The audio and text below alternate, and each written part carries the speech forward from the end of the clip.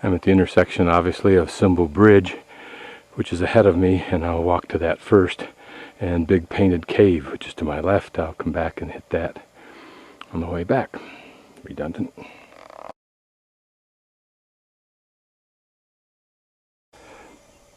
As I look at this Schonchin Peak, which is a cinder cone, you can see that the left side is steeper than the right side.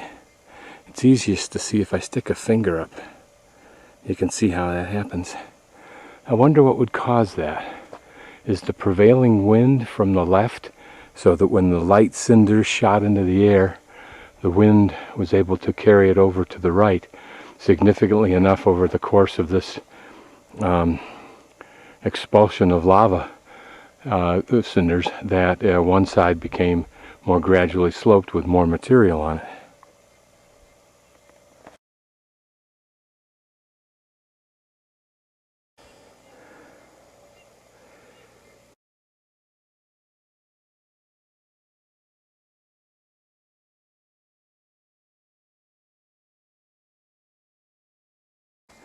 Before we go down the cave, I'll read from the interpretive sign.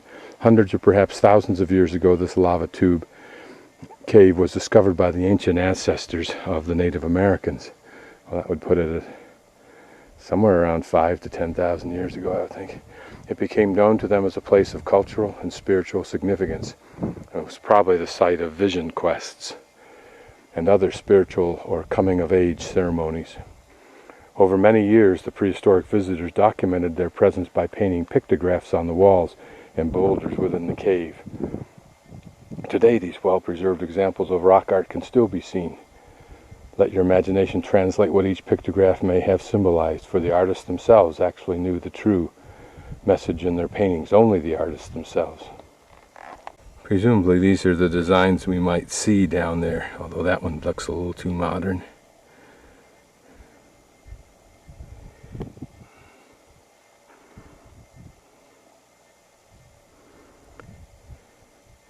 But imagine if these were like logos in our world, where the double arches is instantly recognizable across every culture.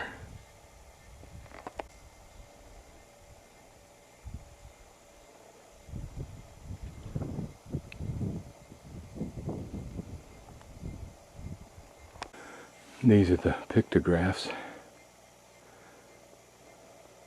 or petroglyphs. Pictographs are the ones that are picked into the desert varnish, so these should be, and that's counterintuitive. It's petroglyphs that are packed in. Pictographs are the ones on the rock. I'll verify this when I get up to the top, but there you can see something in there. It looks like a circle at the top with 4 straight lines vertical beneath it.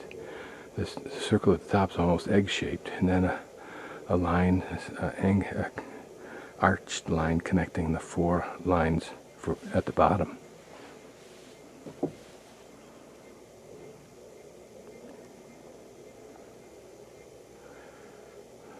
A box with what looks like some lines radiating out from it.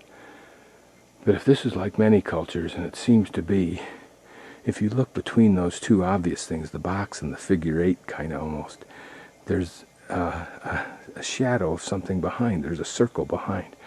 Many cultures, like at least in Australia, and I think in our country here, would copy right over the top of what they had put on there, in that it was like a newspaper. Its information may be useful today, but not very useful afterward. And there, it looks like a flower burst, but it may be the sun. And there are little chips in there, maybe, and lines that indicate maybe rain falling from it. But maybe that's sunlight falling from it. It's pretty obvious, but don't know what it means. A circle with 4 lines radiating out down. Here's another thing that looks like the flower that was on the interpretive sign. In other words, writing on top of prior writing was not sacrilegious because the prior writing was no longer relevant. Only the most current was relevant. Here, curiously, somewhat circular, with some kind of symbol in the center, But notice there are drawings underneath that, 6 circles in pairs vertically above each other connected by lines. And then down below, look at all the snake lines. Well, what does that mean? I've seen that in other petroglyphs.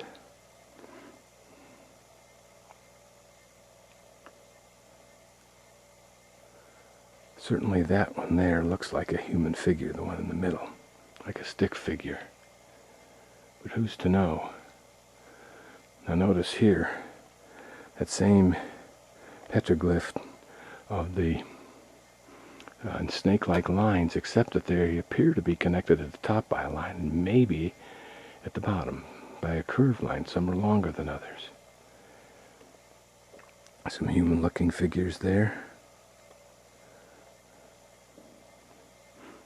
This looks like it might be a plant, but who knows? But it would be like a fern.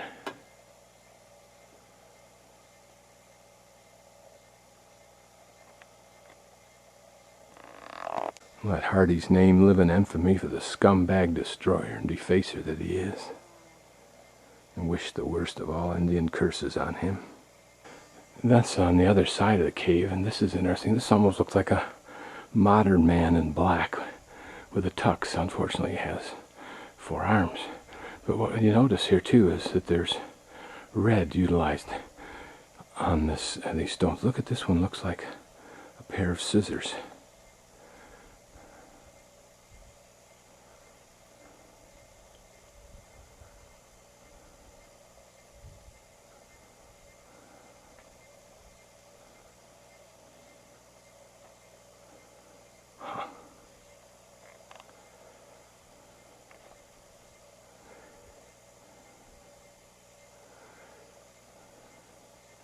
Almost like a horseshoe. And look at the series of dots. What did that mean?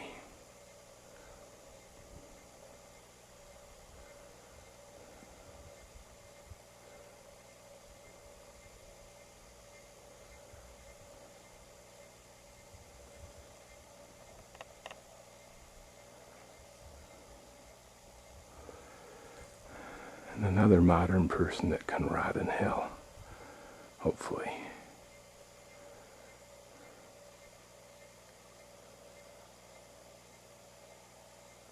And how many rocks are there that have dropped down that had petroglyphs on them?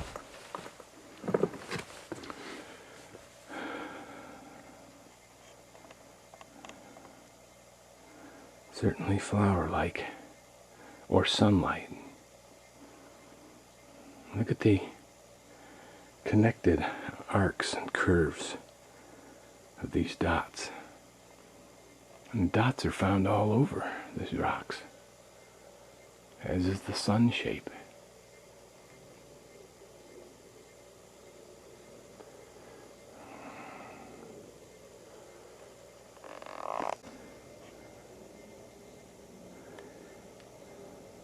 Is that the head of a human? Look at the dots. Some of them just like pectin or put in with white paint, maybe.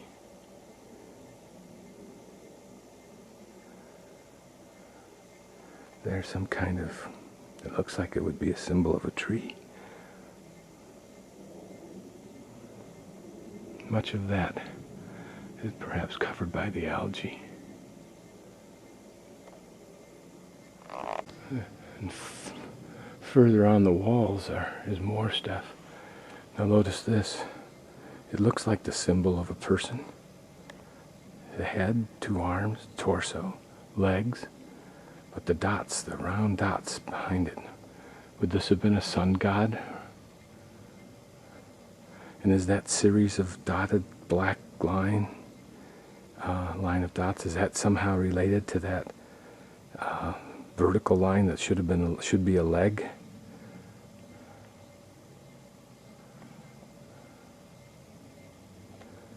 And what of this squirrely line? Is that a snake? It looks like it. Or a salamander or something, but a snake because it doesn't have legs. And then the sun again, but with a dot in the center.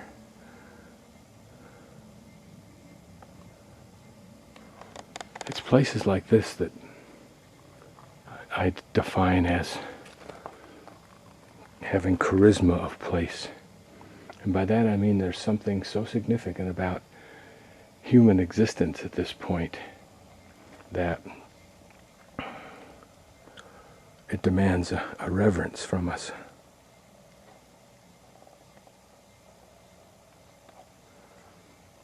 When you look at these drawings, I try to imagine the person here, maybe with loincloth, maybe with a great deal of hair hanging down their face and a beard, some rough kind of clothing and shoes, animal skins, with some kind of container. Maybe it was a skin container or something else for holding his paint, and some kind of heavily chewed on stick that he used as a brush.